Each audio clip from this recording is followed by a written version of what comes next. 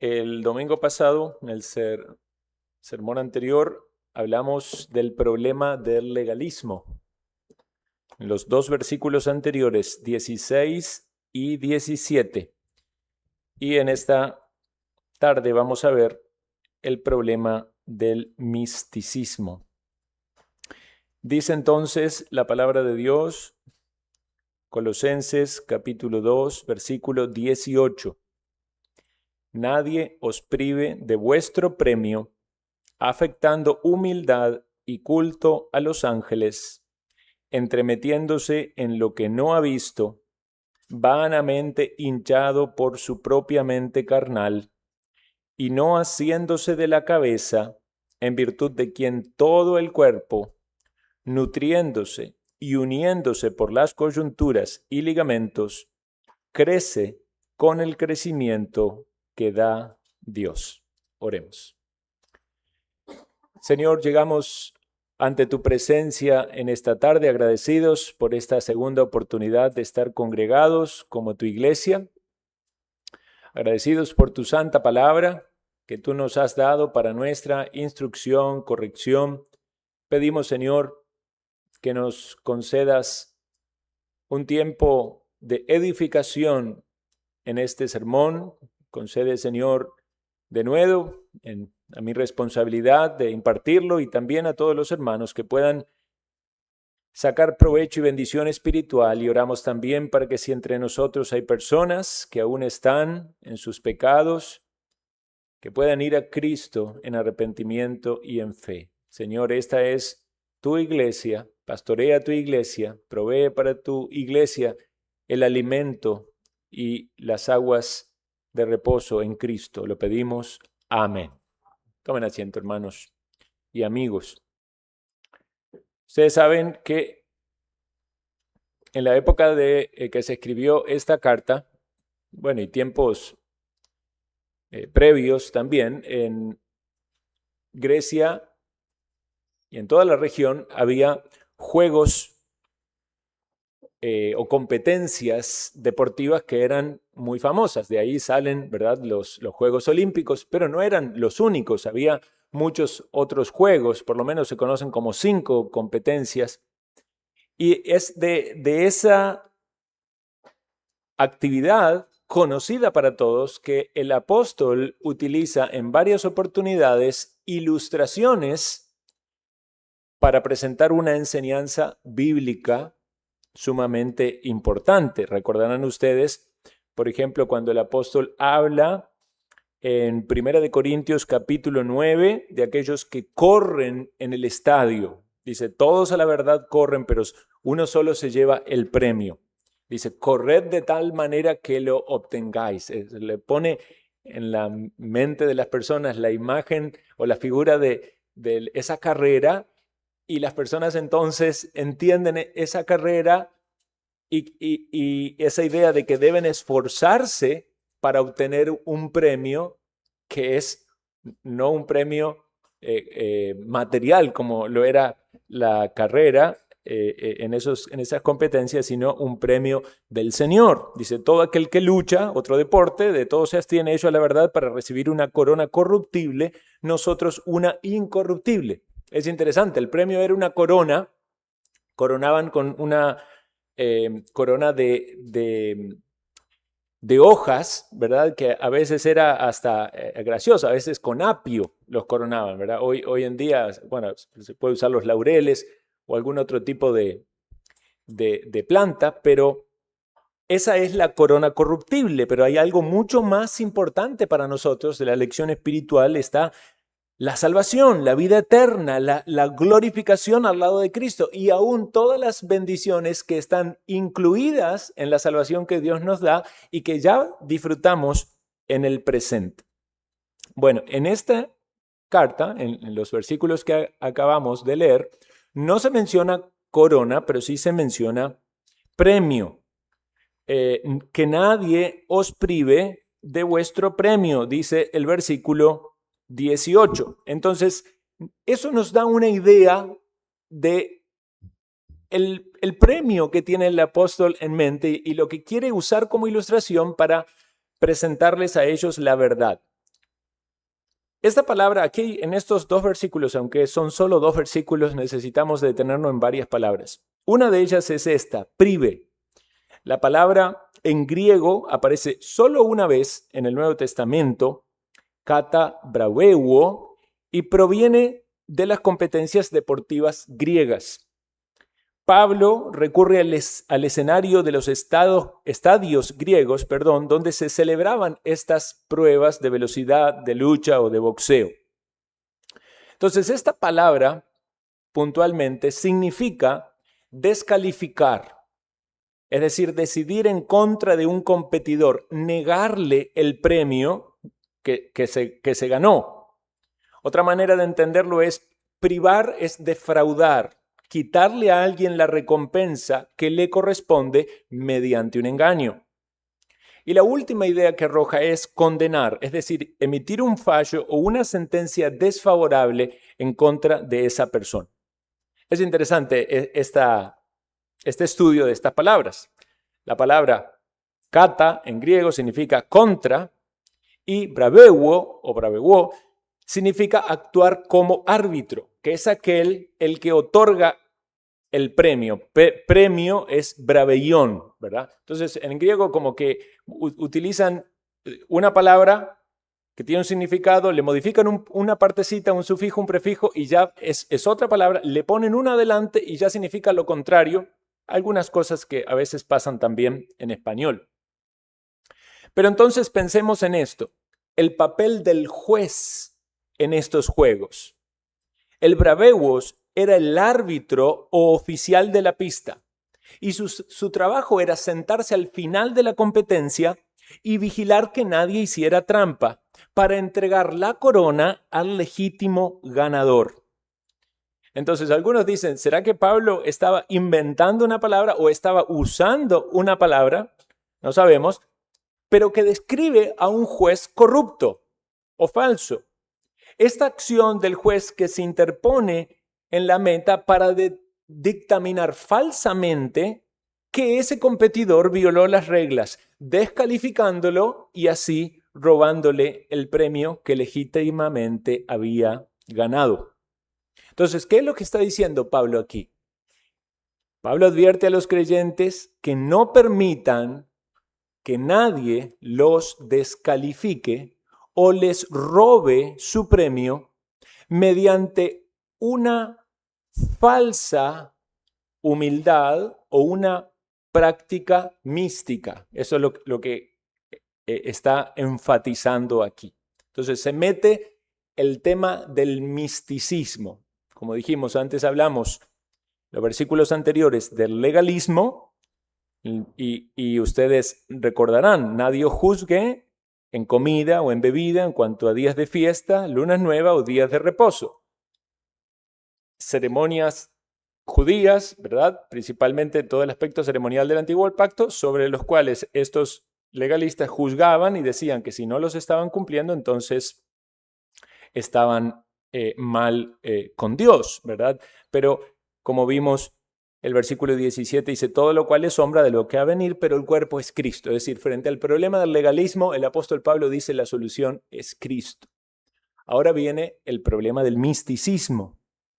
Nadie os prive de vuestro premio, afectando humildad y culto a los ángeles, entremetiéndose en lo que no han visto, vanamente hinchado por su propia mente carnal y no haciéndose de la cabeza. Esta cabeza es Cristo, ¿verdad? Entonces, una vez más, el problema es el misticismo, el actuar de estos falsos maestros legalistas y místicos que están saliéndose de la verdad y de la sana doctrina, y la solución para eso es, una vez más, Cristo. Entonces, pensemos en esta primera pregunta de introducción. ¿Qué es el misticismo? En un sentido amplio es la búsqueda de una experiencia directa o inmediata o especial de Dios, a veces dando menos importancia a los medios ordinarios que Dios ha establecido, como la palabra, la predicación de la palabra, la oración, las ordenanzas, la comunión de la iglesia. y da más importancia a experiencias subjetivas o internas. Ahora, siempre es útil, cuando uno hace una definición, también hacer la aclaración, es decir, ¿qué no es misticismo? Para no juzgar de misticismo cosas que realmente no lo son. No es misticismo meditar profundamente en un texto bíblico. Usted dedica un buen tiempo a meditar en un texto bíblico, en las verdades profundas de la palabra de Dios, no está siendo místico solo por eso. Eso es algo que más bien debemos hacer.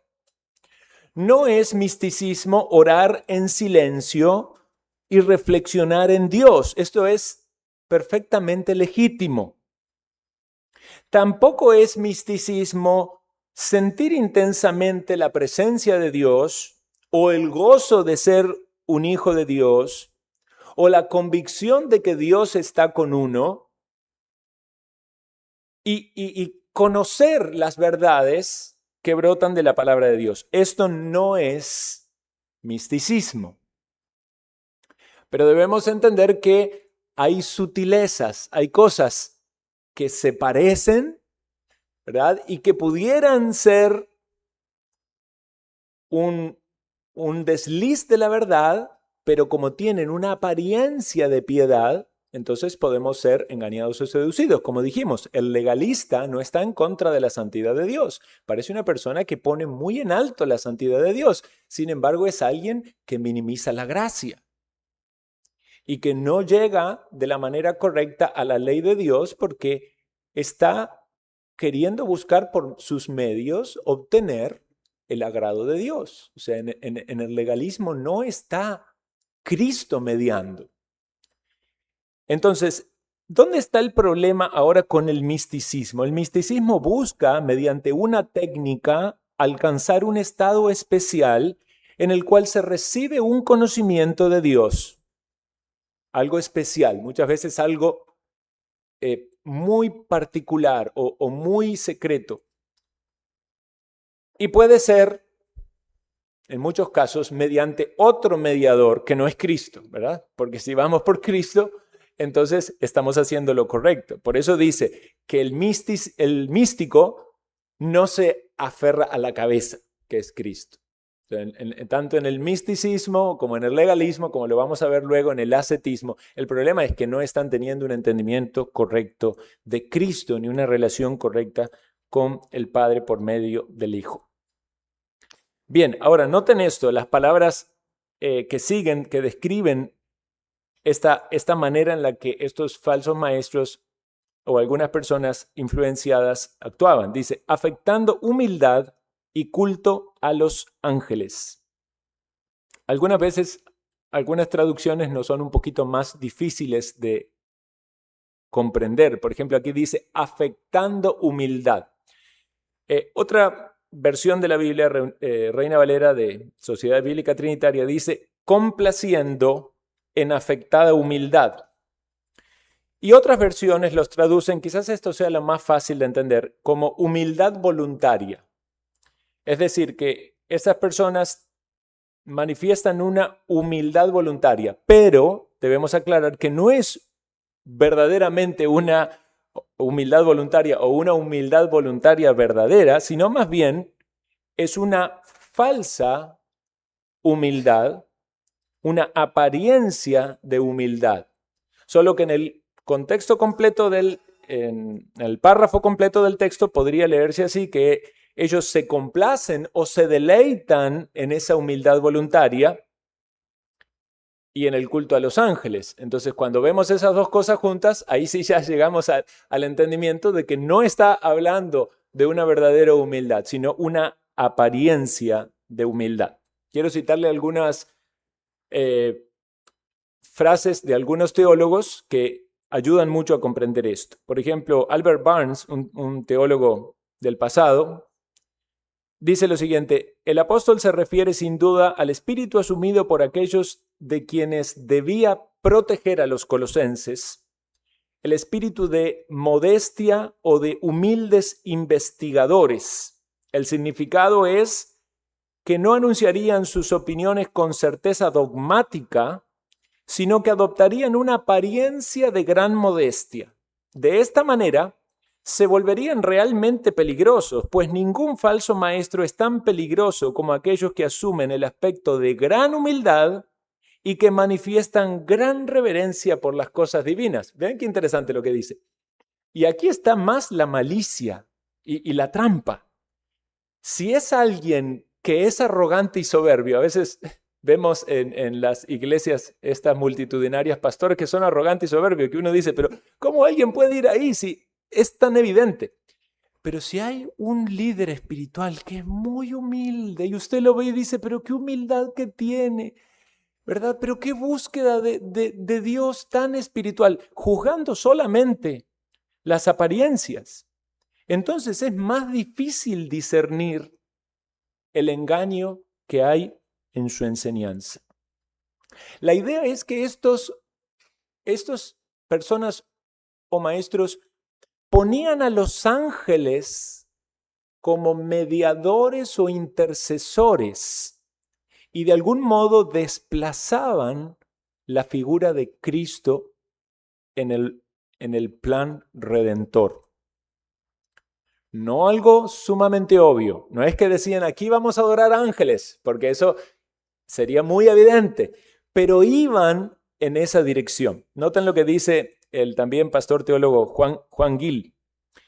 El apóstol dice que los falsos maestros no los defraudaran del premio del alto llamamiento de Dios al quitarles la marca de Cristo, negando su persona y divinidad, o al interceptar su visión de él y colocando otras cosas en su lugar, como ángeles, para ser adorados, o al oscurecerla uniendo a Moisés y Cristo, la ley y el evangelio, las obras y la gracia en el asunto de la salvación. Aquí Gil nos da más luz, porque si tomamos la idea de la carrera que empieza diciendo Pablo, es como que Gil nos dice, imagínense que allá está la meta y ellos están corriendo hacia la meta en Cristo, pero de repente vienen estos hombres y estos falsos maestros y les dicen, mire, aquí está la meta, este ángel por medio del cual usted va a llegar más rápido a Cristo o va a llegar mejor. Y entonces esa carrera ya se desvía en otra dirección, con el peligro de que quedan descalificados. Y incluso ellos, estos maestros, queriendo descalificarlos cuando corrían correctamente, ¿verdad? Porque de esto se trata. Como hay juicio, dice, ustedes van corriendo camino a Cristo. Dice, ay, pero ustedes no tienen la conexión que necesitan con los ángeles. Entonces los cristianos podían quedar allí, uy, me está faltando algo. ¿Y qué es eso que me falta? Y querer incursionar más en el conocimiento de estas cuestiones aparentemente secretas que solo algunos tenían. Y detrás de todo esto está el paquete del misticismo. Ahora, vean qué interesante. El culto a los ángeles no empieza aquí. Data de mucho tiempo. Me resultó sumamente interesante conocer esto. La veneración o adoración de ángeles fue una práctica muy extendida en Frigia y en Pisidia en tiempo de esta carta. Pero no solo que tenía una influencia platónica, aunque ustedes saben que la influencia filosófica no habla tanto de Dios, habla más como de fuerzas, ¿verdad? Y no tanto como seres, ¿verdad? Pero de algún modo, en la filosofía platónica, si alguien leyó Platón y conoce algo, puede saber que había una intermediación de ángeles, no para sentirse redimidos, porque ellos no hablan tanto de pecado y redención, sino más bien por la búsqueda del conocimiento, ¿verdad? Ese es el objetivo de la filosofía, la búsqueda del conocimiento, y un conocimiento que sea de algún modo superador o revelador o libertador. Pero hubo influencia platónica, sin duda, porque el apóstol menciona allí filosofías. Pero el origen parece ser más judío. Y vean qué interesante, algunos dicen que Simón el mago había esparcido ciertas enseñanzas heréticas, otros de un hereje llamado Cerinto, que dicen que fue un gran enemigo del apóstol Juan y era un gnóstico. Entonces enseñaba muchas cosas gnósticas y por eso el apóstol Juan escribió su carta en contra del gnosticismo. Pero aquí es donde está lo que me resultó más interesante. Ya los judíos habían sido contaminados con la influencia de la conexión con los ángeles o las relaciones con los ángeles desde el tiempo del cautiverio babilónico. Vean, antes de ese tiempo, sabemos que la Escritura menciona unos pocos nombres de ángeles o arcángeles, ¿verdad? Arcángel Miguel y Gabriel. No se mencionan muchos más nombres de ángeles en la Biblia. Sabemos el ángel de Jehová, pero sabemos que es el Señor, ¿verdad? Preencarnado. Pero después del tiempo del cautiverio, los judíos pusieron un énfasis mucho más grande en los ángeles. De hecho, que aparecieron nombres de ángeles que ni siquiera están mencionados en las Escrituras. El mismo Talmud dice lo siguiente, escuchen esto. Los nombres de los ángeles fueron traídos por los judíos desde Babilonia. El Talmud lo reconoce, que desde Babilonia trajeron los nombres de los ángeles. Quizás ellos no pensaron que hacían nada malo, pero la pregunta es ¿cómo llegaron a ese conocimiento?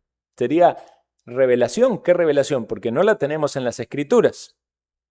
Pero sin embargo había una trampa aún mayor, porque incluso de las Escrituras ellos sacaron nombres secretos de ángeles. Por ejemplo, tenían un sistema que se llamaba letras finales.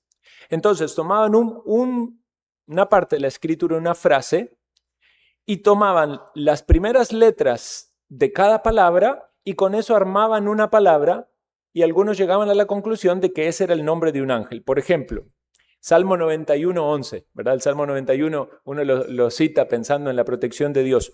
Dice, pues a sus ángeles mandará acerca de ti que te guarden en todos tus caminos. Ellos llegaron a la conclusión, con este sistema, tomando estas letras, se formaba la palabra Juac o Yuac, y ellos decían, este es el ángel que nos cuida, o el ángel de la guarda. En los escritos de la Cábala, yo hablé unos sermones antes con el tema de la Cábala, se mencionan los nombres de los ángeles o las siglas en las que, vea qué interesante, colocaban esos nombres como en los amuletos, en objetos, y los usaban para sentirse protegido de las pestes, de los enemigos, de los demonios. Entonces, es importante tener este contexto porque nos ayuda a comprender más el objetivo del apóstol Pablo al querer proteger esta iglesia. Una vez más, John Gill dice esto. Después del cautiverio, comenzaron a hablar mucho de ellos, se refiere a los ángeles, y a tenerles demasiada veneración y a atribuirles demasiado. Y observando que la ley fue ordenada, hablada y dada por ellos y que la administración de las cosas bajo la dispensación anterior fue en gran medida por medio de ellos, de los ángeles, cayeron en adorarlos. Entonces vemos al gran peligro que estaban siendo expuestos los hermanos de esta iglesia de poder ser totalmente desviados de la fe y terminar en la idolatría.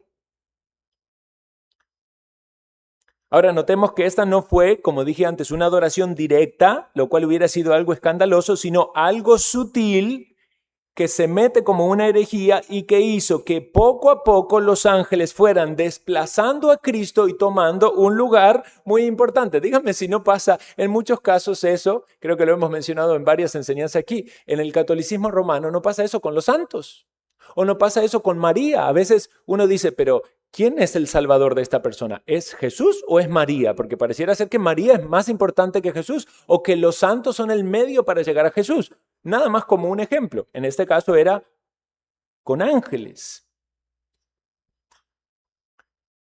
Gill dice que estos falsos maestros a los que Pablo se refiere, la gente los tenía en una estima porque eran muy humildes, de baja condición, quizás hasta una pobreza autoinfligida, y con una gran conciencia de su propia vileza o indignidad para acercarse a Cristo como el mediador de forma directa. Entonces ellos seguramente pensaban, no podemos llegar a Cristo, somos muy pecadores. Usted no es pecador, sí es pecador, bueno, y yo también. ¿Cómo vamos a ir a Cristo directo? Tenemos que ir al ángel. Vean la trampa. Con el pretexto de gran humildad, propusieron usar a los ángeles como mediadores con Cristo o en lugar de Cristo. Por lo cual el único mediador entre Dios y los hombres sería apartado de la vista y de la santa confianza con Dios en el trono de la gracia. Esa es la confianza que tenemos de poder ir al trono de la gracia. Pero imagínense esos creyentes en Colosas de repente siendo desalentados, desanimados a ir por medio de Cristo, porque estos maestros tan humildes no se sentían dignos de ir a Cristo y buscaban ángeles. Entonces dice Gill, corrían el peligro de perder su recompensa. Vean qué interesante, Dios conecta las cosas, ¿verdad? El pastor Luke está predicando Hebreos y hoy mencionó justamente la exaltación de Cristo sobre los ángeles. Y en esa carta va a seguir él, versículos donde habla de que Cristo es superior a todos los ángeles. Eso podríamos decir que es todavía un argumento más para decir que Pablo escribió Hebreos, ¿verdad? Porque Pablo conocía este problema que había también aquí en Colosas. Y escribiendo, cuando le escribe en la epístola a los Hebreos, él dice, Cristo es superior a los ángeles. Cristo tiene un nombre más excelente que los ángeles. Cristo es el Hijo de Dios en un sentido exclusivo, diferente a los ángeles. Los ángeles son adoradores de Cristo y por lo tanto los ángeles no pueden ser adorados. Ellos son criaturas hechas por Él y son espíritus ministradores para servir a los santos, herederos de la salvación, pero nunca son presentados en la Escritura como mediadores. Comenta Gil, muy correctamente el apóstol condena aquí la adoración a los ángeles, ya que solo Dios es el objeto de la adoración, ya que estos son criaturas y por lo tanto no deben ser adorados, son adoradores de Dios y de Cristo mismo y han rechazado la adoración cuando se les ha ofrecido. Algunos han querido adorar ángeles y han dicho, no me adores, ¿verdad? Los ángeles no aceptan la adoración. Entonces, todo esto proviene de las mismas trampas del enemigo para afectar a la iglesia del Señor. Noten lo que dice el texto aquí. Ellos, los falsos maestros, se entremeten en lo que no han visto. Esto es inmiscuirse en aquellas cosas que no han visto. La palabra significa investigar, indagar. En estas cosas, diríamos, cosas muy ocultas, secretas. Parece referirse aquí a rangos, a órdenes, al empleo de estos seres angélicos, a doctrinas oscuras o que no son tan claras relativas del gobierno que ellos tienen. Cuando la Biblia habla de poderes, de principados, de potestades, nos da una pincelada de algo que vemos que es mucho más grande detrás. Pero como también escuchamos hoy, hay cosas secretas que pertenecen a Dios, que no nos han sido reveladas, ni están allí como una cuestión de secreto que usted tiene que buscar, indagar y llegar a conclusiones, porque puede caer en el error del misticismo. Cuando esto pasa, se desvían de la sencillez que hay en Cristo, simplemente se desprenden de la cabeza a la cual deben estar aferrados, nutriéndose para crecer. Hay una fascinación por conocer más de lo revelado o por torcer lo revelado para buscar secretos. Y vea cómo lo describe, con qué fuerza. Vanamente hinchado por su propia mente carnal. A pesar de la supuesta humildad, de la modestia, de la reverencia angelical, Esta mente de estas personas estaba llena de vanidad y de una sabiduría carnal, atrapados en las historias legalistas y a las tradiciones de los hombres y alejándose de la verdad de la Escritura. Entonces, la humildad verdadera con esta forma de vivir y actuar es incompatible. Dice Albert Barnes, los hombres aparentemente más mansos y modestos son a veces los más audaces en sus especulaciones y los más orgullosos y temerarios en sus investigaciones de las doctrinas religiosas. En la sutileza hay mayor maldad, más engaño. Por eso se separan o no se aferran a la cabeza. Y piensen si no es esto lo que vemos en la religión en general, cuando aparece allí un gurú, personas que dirigen los talleres de espiritualidad, algo tan místico, esa apariencia de verdad de que tienen un temperamento que está totalmente controlado, de que no les duele nada, de que ellos pueden estar en el peor de los problemas y están superados. Pero filosofía, religión, meditación, con una gran apariencia de piedad y humildad, pero en el fondo una mente carnal, alejados, apartados y actuando en contra de la cabeza de la iglesia que es Cristo. Entonces no pueden estar sostenidos a Cristo y sostener estas cosas, son incompatibles. Están dejando de depender en Cristo si es que en algún momento han sido expuestos a la verdad o están completamente separados de Él. Y recordemos también nosotros, separados de Él nada podemos hacer. Muchos, sin duda, la gran mayoría de los falsos maestros no son, todos los falsos maestros no son cristianos verdaderos, ¿verdad? Pero puede haber un cristiano verdadero que enseñe algo erróneamente y necesite corregir algún aspecto de su enseñanza o doctrina. No diríamos que es un falso maestro, pero puede en algún momento un cristiano verdadero enseñar algo que sea falso.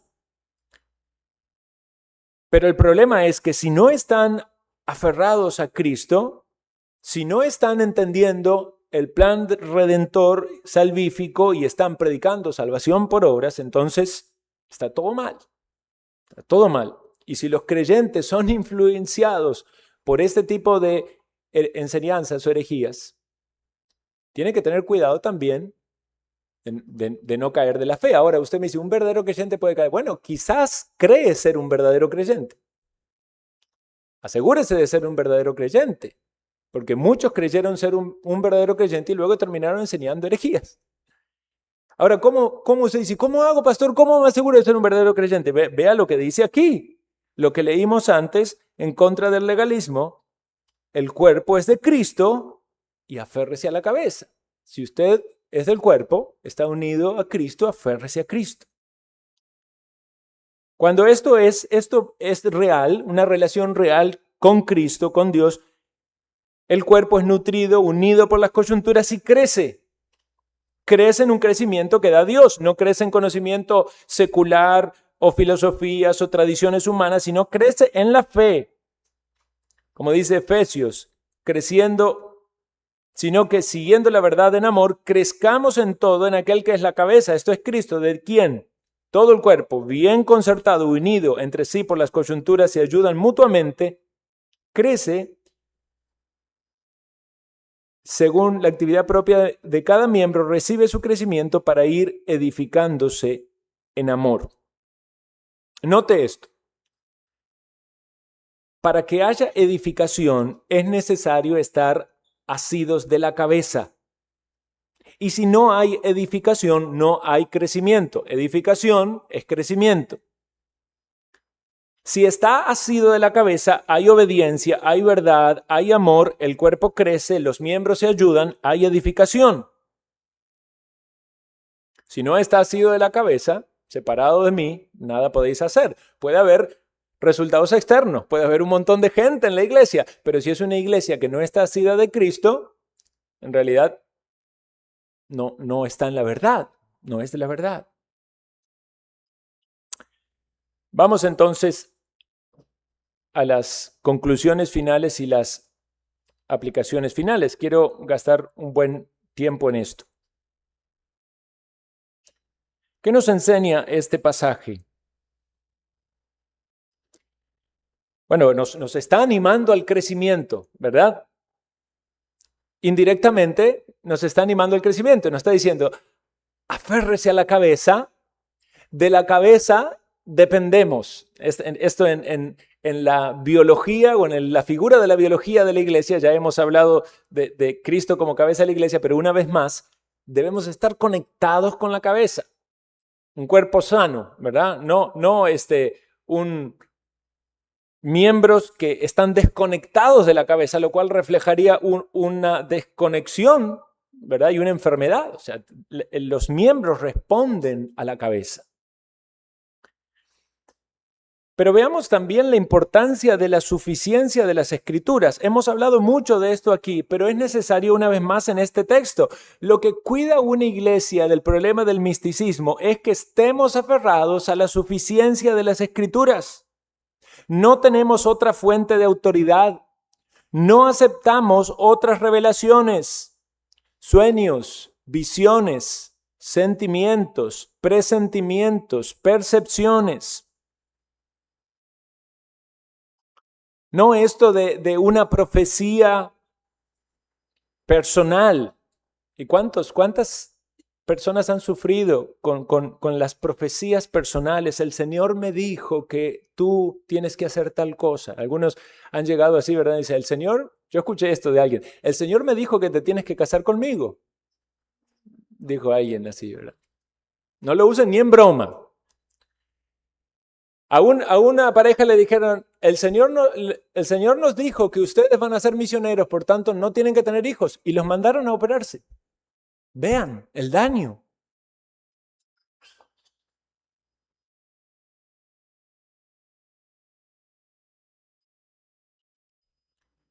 Esto nos hace pensar en la centralidad de Cristo en la mediación. Ni ángeles, ni santos, ni personas, porque puede haber iglesias donde si no van por medio del pastor casi que no llegan a Dios. Solo Cristo es el mediador. Cuidado también con el engaño de las apariencias, hermanos, porque hasta podemos tropezar en eso. Así bien como alguien puede juzgar por la apariencia a alguien de muy malo o de muy pecador, también podemos tropezar en juzgar una apariencia por verdadera humildad. Y podemos quizás ser seducidos por ese pastor que habla tan bien en internet pero mira con qué espiritualidad habla, con qué humildad. Y eso puede cambiar nuestro juicio. Quizás es alguien que está hinchado carnalmente en su mente. Y si no tenemos en mente la Escritura, no vamos a poder discernir bien la contaminación. Hermanos, pensemos también en la gran cantidad de prácticas místicas que hay. Yo hubiera deseado poder hacer una lista más grande, pero aquí tenemos algunas. En todas estas iglesias donde se caen, tiemblan, ríen, se quedan inmóviles, muchas veces estas manifestaciones atribuidas al Espíritu Santo bien podrían ser simulaciones satánicas. Muchas de estas cosas son misticismo. Tranquilamente las pueden hacer los chamanes en su tribu. Y no notaría a alguien gran diferencia. Decretar, declarar. Vean, hay toda una teología detrás de esto. Del poder de las palabras. De traer a la realidad lo que decimos. Sea salud o sea riqueza. Esas personas creen que la verbalización de ciertos conceptos tienen un poder para producir esa realidad. O sea, casi que como Dios, que Dios dijo sea la luz y la luz fue, casi que se atribuyen una característica divina de crear la realidad. Esto reemplaza la sumisión a la soberanía de Dios y a su voluntad revelada en la Biblia por una magia verbal. A veces se decreta la sanidad como una energía o como una impartición. Dicen estos sanadores, es la unción que fluye de mí hacia tal persona para producir algo. Otro ejemplo bastante común en muchas iglesias, la música repetitiva,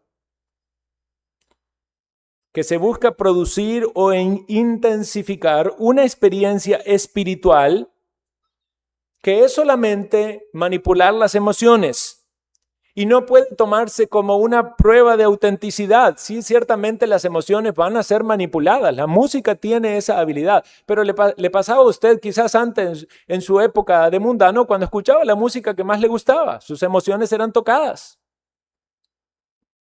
Si usted está escuchando la canción que repite 30,000 veces, Señor, ¿verdad? Señor, Señor, lléname con tu espíritu, hazme sentir tu presencia y un montón de esas cosas que quizás no están mal en sí, pero ¿qué hay detrás de esa repetición insistente? El activar dones o activar presencia o activar unción. Es como si pudiera manipularse el poder de Dios por una técnica. En algunas religiones, las peregrinaciones o los objetos o los lugares. Cierto lugar tiene que ir ahí, ¿verdad? Y pisar el lugar tomando mal los textos del Antiguo Testamento, y pisar con la planta del pie para decretar que ese va a ser el nuevo local de la iglesia. Buscar una experiencia espiritual particular en un lugar o un objeto, casi que atribuirle un poder especial, casi automático a las cosas materiales. Hermanos, esto no está muy lejos de la brujería. La brujería necesita de objetos y de cosas, ¿verdad?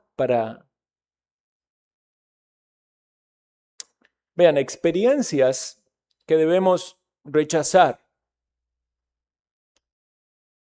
Estos viajes astrales o visitas del cielo, cada vez más común. En internet se encuentra un montón de historias de personas que se murieron y fueron al cielo y volvieron con un mensaje. Y casi que uno a veces es seducido por la curiosidad, querer saber qué dicen. Como si fuera una verdad teológica, como si fueran a revelar algo nuevo. Prácticas que a veces se promueven como algo bueno para la salud, la yoga, el reiki y un montón de prácticas que involucran la meditación. Y quizás está bien que usted haga ustedes y yo hagamos un poco de ejercicio, pero cuidado con toda la meditación y filosofía que está detrás de eso. Eso de la oración contemplativa. Eran prácticas del misticismo oriental o católico medieval que consiste en dejar la mente en blanco repitiendo una palabra o una frase sagrada, ¿verdad? Un mantra. Y el objetivo es sentir la presencia de Dios. Se habla también del silencio contemplativo, donde se busca una impresión interior de la revelación divina, como una técnica para alcanzar a Dios mediante un estado mental. El repetir una palabra o frase hasta entrar en un estado de quietud. Tenemos que tener cuidado con este riesgo de buscar una experiencia alterada de la conciencia. La oración repetitiva, ¿verdad? Cuando se está orando y se repite una misma palabra, una palabra que se considera muy sagrada. Los sueños o visiones como guía habitual en la vida. Tomar decisiones importantes guiados por sueños o por experiencias o presentimientos. Hermanos, puede parecer algo lejano, distinto, pero a veces podemos también nosotros ser engañados. Pensamientos, ¿verdad? Que pueden venir mira, quizás tal persona está en tal pecado. Hay que tener cuidado de esas sensaciones o suposiciones, porque uno puede, guiado por el misticismo, caer en el pecado de juzgar indebidamente. Esto de buscar portales o atmósferas espirituales. Un lenguaje que convierte la presencia de Dios en una realidad manipulable. Visualizaciones espirituales. Algunos hablan de imaginarse a Jesús, que Jesús viene, que conversan con Él, que le habla. Se corre el riesgo de participar de una idolatría imaginaria. O sea, hacer una imagen en la mente de Jesús, algo subjetivo, o poner en Jesús palabras que no son de Él. Dígame si no han encontrado, yo me he encontrado muchas personas que dicen que Jesús se les ha aparecido, que les ha hablado. Y no son personas que propiamente quizás dan un testimonio de vivir de manera ordenada, pero si tuvieran una apariencia de piedad, aún sería más sutil el engaño. Vean, debemos rechazar estas expresiones bastante comunes hoy que son místicas, de que escucharon la voz de Dios o que Dios me dijo que hagas tal o cual cosa. O esta búsqueda intensa de lo secreto, de lo oculto, para encontrar ese mensaje personal oculto. Algunos van a decir, no, pero yo ya lo encontré a mí, yo tuve algo tan especial. Y eso es como algo tan subjetivo, tan particular, y uno quiere batallar contra eso y decirle, pero ¿qué fundamento tienes de que estás en la verdad? Y la persona está cerrada de que recibió su entendimiento, su revelación de Dios personal y secreta.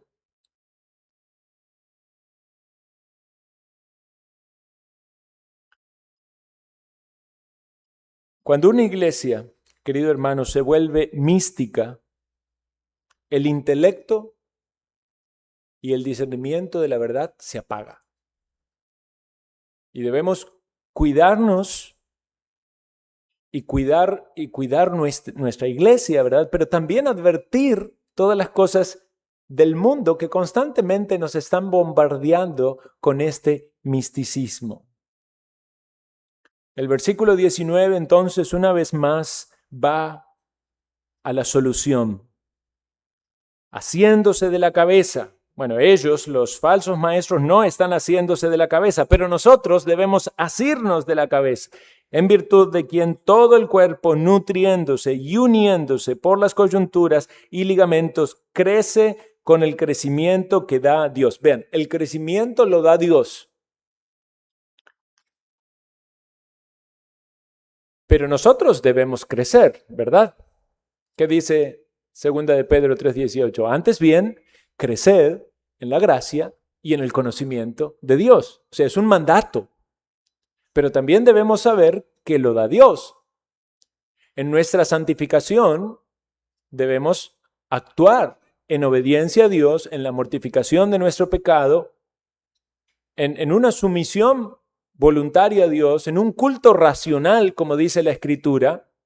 Entonces hay una lucha, hay una sinergia, pero reconocemos que es la gracia de Dios que viene a nuestra vida. Si hoy usted conoce más las Escrituras que lo conocía hace 5 años, usted ha participado activamente en hacer un esfuerzo por crecer, por su estudio bíblico, porque se ha expuesto a la sana predicación de la palabra y usted va creciendo. Pero es Dios que en su gracia les da ese crecimiento. Y ciertamente no hemos crecido todo lo que deberíamos crecer, porque muchas veces no hemos estado asidos a la cabeza como debíamos estarlo, ¿verdad? Pero ha sido también parte de nuestro desempeño en el cual Dios ha tratado con nosotros. Y una vez más vamos a la palabra y vemos una vez más que la solución, aún para nuestros problemas, sea el legalismo, sea el misticismo, es Cristo. Entonces, si queremos crecer, vamos a Cristo. ¿Quiere usted ser libre del misticismo? Vaya a las Escrituras y vaya a Cristo. ¿Ve usted en usted mismo algún aspecto que pudiera ser una influencia o una contaminación del misticismo o algo que quizás Dios en su gracia todavía no le ha dejado tropezar, pero no lo veía tan malo, tan grave? Hoy usted está siendo instruido y formado para su propio bien, para que usted evite las cosas místicas y para que ayudes a otros también a que no sean desacreditados o descalificados o que se les robe de esta manera injusta el premio. Hermano, ustedes tienen que ir por el premio. Ustedes y yo vamos por el premio. No nos dejemos descalificar. Si vienen falsos maestros con el legalismo que quieren que ustedes caigan en el legalismo, Ustedes dicen, estoy en el cuerpo que es de Cristo. Si vienen falsos maestros con el misticismo que los quieren descalificar, usted dice, no me voy a aferrar a esas ideas que no vienen de la palabra. Estoy en el cuerpo y Cristo es mi cabeza y me aferro a la cabeza. Y sé que Él me va a dar el crecimiento. No necesito algo secreto que solo algunos gurús tienen. No, me aferro a la palabra predicada con fidelidad, confiando en el Espíritu Santo que me da discernimiento, y el buen pastor me guiará a los pastos delicados, al agua de reposo, y Él me dará el crecimiento. Podemos confiar en el Señor. Oremos.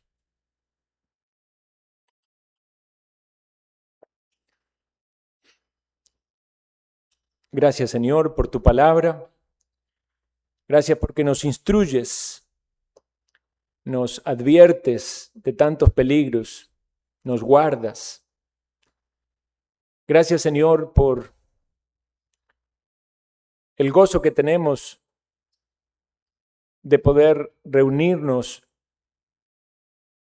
y tener un culto de adoración al Dios vivo y verdadero, centrado en la obra redentora de Cristo Jesús, nuestro Señor y Salvador, a quien tú enviaste, oh Padre, para nuestro bien, y tu Santo Espíritu obrando en medio de tu pueblo, en los medios de gracias que nos das, para bendecirnos, para instruirnos, para alentarnos. Gracias te damos, Señor. Tú eres el que da el crecimiento. Ayúdanos a nosotros a ser diligentes. Ayúdanos a estar aferrados a Jesucristo, nuestro Salvador. En Él es en quien oramos y te pedimos que nos guardes del mal. En Cristo Jesús. Amén.